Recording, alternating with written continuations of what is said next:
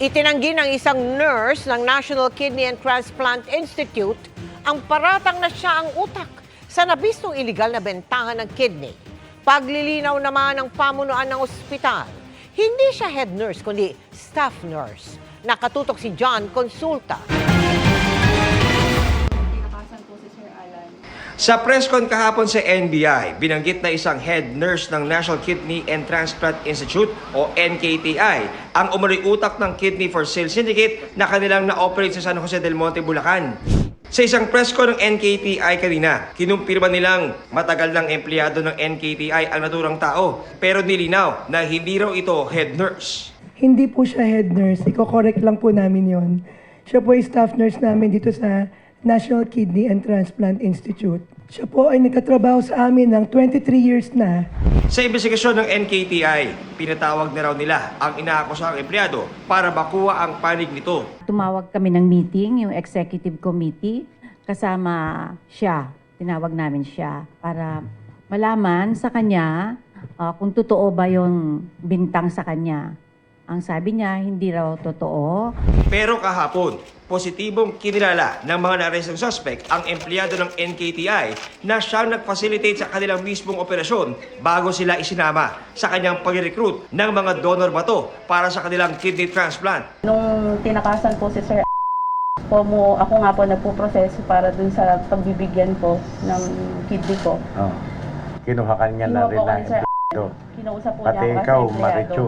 Opo, dalawa Ganon po din. kami. Kayong dalawa, empleyado na. Kami po yung utusan ni Sir na makipag-usap o sumama dun sa recipient at donor. Wala po kaming swelduhan, wala kaming kinikita, walang exact amount. Kung ano lang po yung ibigay sa amin dun sa pag-uusap nila ng recipient.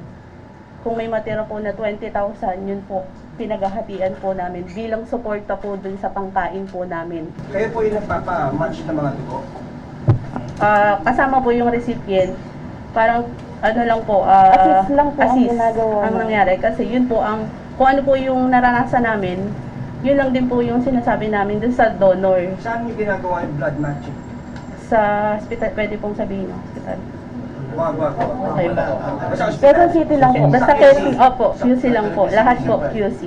Ayon pa sa suspect, kilala nila ang empleyado ng NKTI dahil linggo-linggo raw nila itong nakakasama. Nakakasama po namin siya weekly. Pinapakain po kami sa isang restaurant. Parang banding po. With the donors. With donors na nakasama po namin.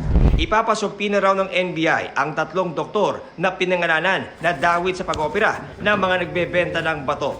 Kung may knowledge ang doktor about the syndicate, may mananagot siya. Pero kung yung isang pasyente na yun at tapos eto may magdodonor, walang knowledge ang doktor, in good faith siya. Nag-perform lang siya ng kanyang trabaho. Sa tanong kung may mas mataas pa sa nurse ng NKTI na sangkot sa Kidney for Sale scheme, Yan ngayon ang tinututukan pa ng ating investigasyon. ang Department of Health na nangangasiwa sa NKTI, hinihintay pa rin ang resulta ng investigasyon. Para sa GMA Integrated News, John Consulta, nakatutok 24 oras.